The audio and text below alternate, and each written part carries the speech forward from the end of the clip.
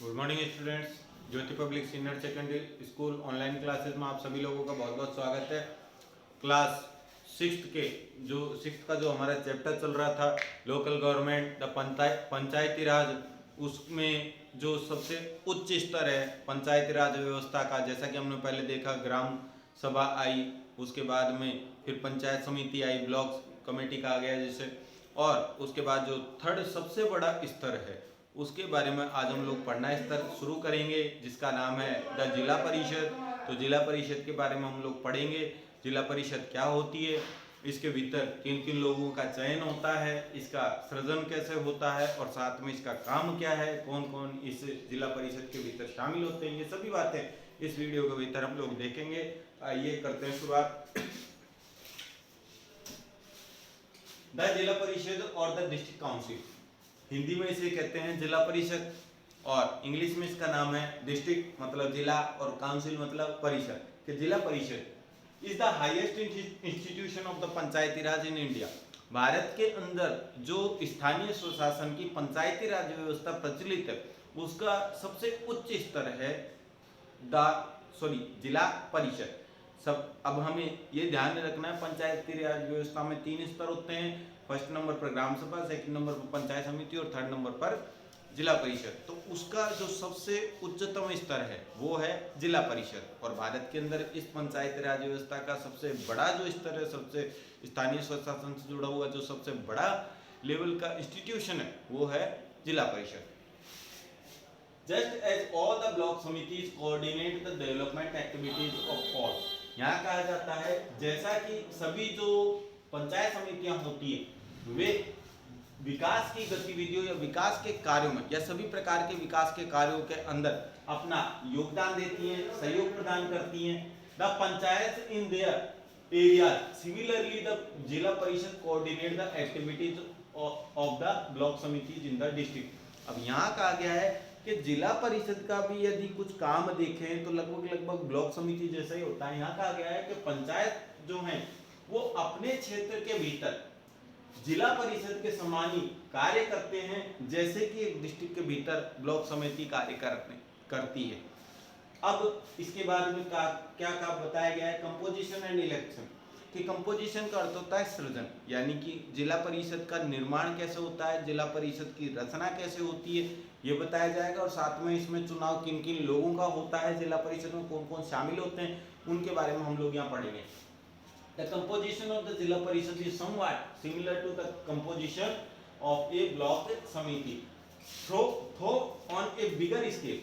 यहाँ कहा गया है कि जहां हम बात करें कि जिला परिषद की जो सृजन है, जिला परिषद का सृजन हो गया या आप ब्लॉक समिति का सृजन मान लीजिए, रचना मान लीजिए, ये दोनों ही चीजें सेम है।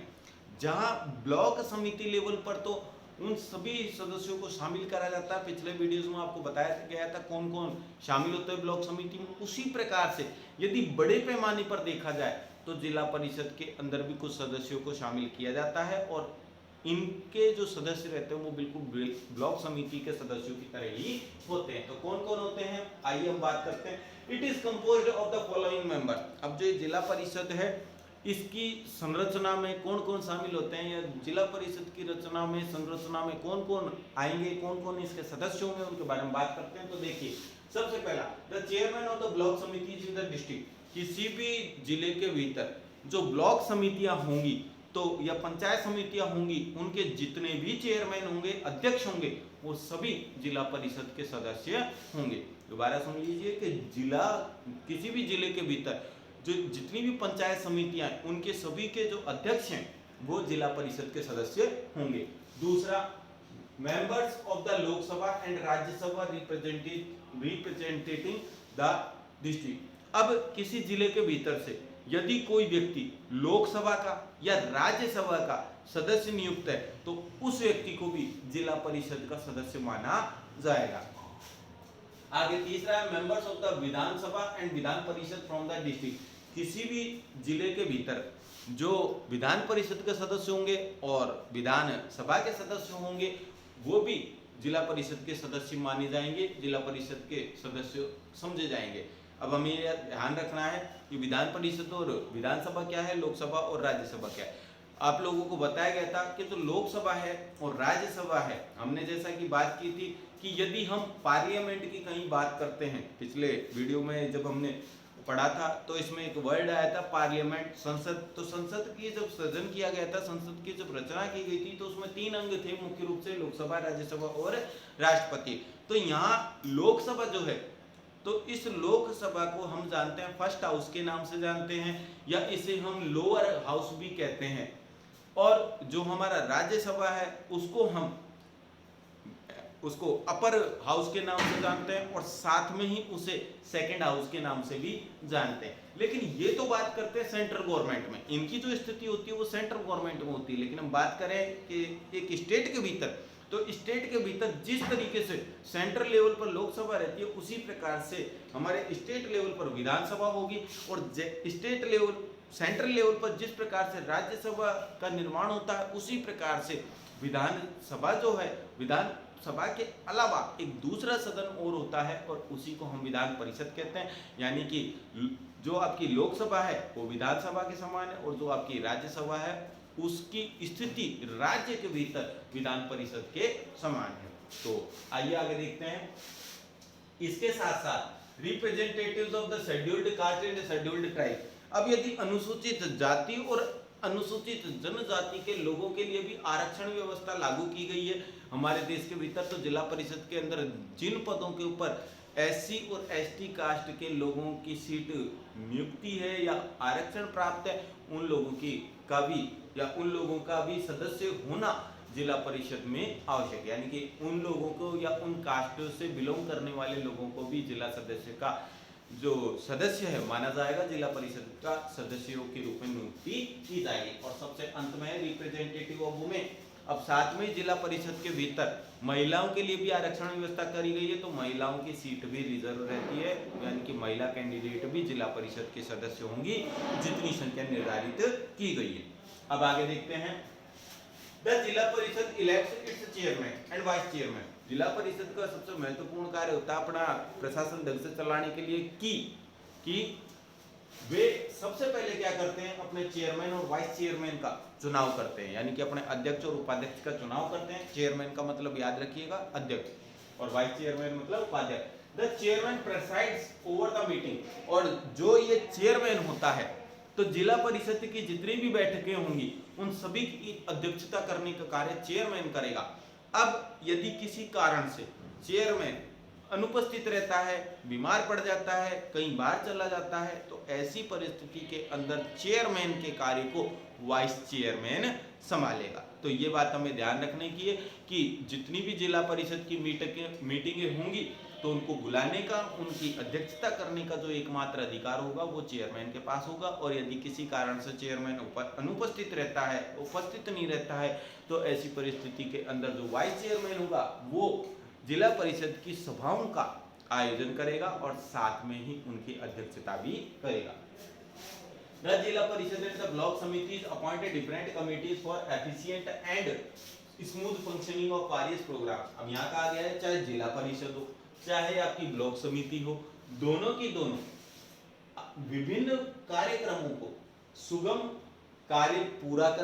तरीके से कार्य को पूरा करने के लिए और साथ में प्रभावशाली तरीके से किसी भी कार्य को पूरा करने के लिए विभिन्न प्रकार की समितियों का गठन करते हैं। आपको ब्लॉक समिति के टॉपिक में भी ये चीज़ बताई गई थी कि ब्लॉक समिति भी इस प्रकार के, यानी कि अपने फंक्शन को, अपने कार्य जो निर्धारित किए गए ब्लॉक समिति के, उन कार्यों को पूरा करने के लिए विभिन्न प्रकार की समितियों का गठन करते हैं, ताकि प्रशासनिक व्यवस्था जो है, ब्लॉक समिति के जितने भी प्रशासनिक कार्य उनको आसानी से पूरा किया जा सके। उसी प्रकार से जिला परिषद के भीतर भी विभिन्न समितियों का आयोजन किया जाता है, गठन किया जाता है, ताकि बेहतर तरीके से जिला परिषद के कार्य पूरे हो सके। आगे हम बात करते हैं दीज सब कमिटीज कि ये जो उप समितियां हैं are composed from among the members themselves to look after such developmental works as education, finance, social welfare and family planning. अब जो ये समितियों का निर्माण किया जाता है, ये सभी एजुकेशन, आर्थिक व्यवस्था या सामाजिक कल्याण और जो परिवार नियोजन संबंधी जो कार्य हैं उनकी देखरेख करने का कार्य करती हैं, या इतने महत्वपूर्ण विषयों से जुड़े हुए कार्यों को पूरा करने का, या इन सभी महत्वपूर्ण विषयों से जुड़े हुए जो कार्य हैं उनको पूरा करने में अपना महत्वपूर्ण योगदान प्रदान करती हैं। आगे देखते हैं। द गवर्नमेंट अपॉइंट्स एक सेक्रेटरी ऑफ द जिला परिषद। अब हमने बात करी कि जिला परिषद जो है वो अपने सदस्यों में से एक अध्यक्ष का और उपाध्यक्ष का चुनाव करती है, लेकिन अब हम बात करें तो यहाँ ये कहा जा रहा है कि सरकार के द्वारा जिला परिषद के भीतर एक सचिव की नियुक्ति की जाती है, सचिव को अपॉइंट किया जाता है, और ये जो सचिव रहता है ये जिला परिषद का एक स्थायी यानी कि परमानेंट कर्मचारी होता है, यानी कि इसको गवर्नमेंट नियुक्त करती है और एक स्थायी कर्मचारी के रूप में ये जिला परिषद के भीतर कार्य करता है। और सवाल जो बनता है वो ये पूछा जा सकता है कि जिला परिषद के भीतर सरकार के द्वारा नियुक्त किए गए सचिव का कार्य क्या होता है, तो अंतिम लाइन में इसका जवाब दिया गया है कि he maintains records and accounts, कि वह जितने भी कागजात संबंधी कार्य होते हैं और जितने भी अकाउंट संबंधी यानी कि हिसाब किताब संबंधी कार्य रहते हैं उन सबों की देखरेख करने का कार्य, उनको मेंटेन करने का कार्य कौन करता है, जिला परिषद के भीतर सरकार के द्वारा नियुक्त सचिव करता है। तो आज के इस वीडियो के भीतर हमने जिला परिषद का जो टॉपिक था, कौन कौन जिला परिषद किस रूप में कार्य करती है, इसके सृजन में कौन कौन शामिल है, इलेक्शन किस प्रकार से होते हैं, इसमें जिला परिषद किन लोगों की नियुक्ति करती है और जिला परिषद के कार्य क्या होते हैं, ये सभी हमने इस जिला परिषद संबंधी वीडियो के भीतर पढ़ा। कल के टॉपिक में इस चैप्टर को हम समाप्त करेंगे और सभी स्टूडेंट्स को मैं बता दूं कि जो आपके चैप्टर समाप्त हो रहे हैं एसएसटी के जैसे जैसे, तो जितने भी थिंग्स टू रिमेंबर के नाम से पॉइंट आएंगे आपके बुक्स के भीतर लास्ट में, तो उन महत्वपूर्ण पॉइंट्स में पूरे लेसनों के जितनी सार होता है वो आ जाता है, इसलिए आप उनको अपने नोटबुक में जरूर नोट डाउन करें। उसके बाद में जो आपके क्वेश्चन आंसर होंगे वो आपके व्हाट्सएप ग्रुप पे सेंड कर दिए जाएंगे। आप अपनी बुक में से उनके क्वेश्चन आंसर अपनी नोटबुक में नोट डाउन करें और अपने अपने जो होमवर्क है उसकी फोटो खींच करके आप अपने ग्रुप के ऊपर डालें ताकि आपका जो HW है वो चेक किया जा सके। तो आज का वीडियो सिर्फ इतना ही। धन्यवाद, थैंक यू। वीडियो पसंद आए तो लाइक, सब्सक्राइब और शेयर कीजिए। थैंक्स।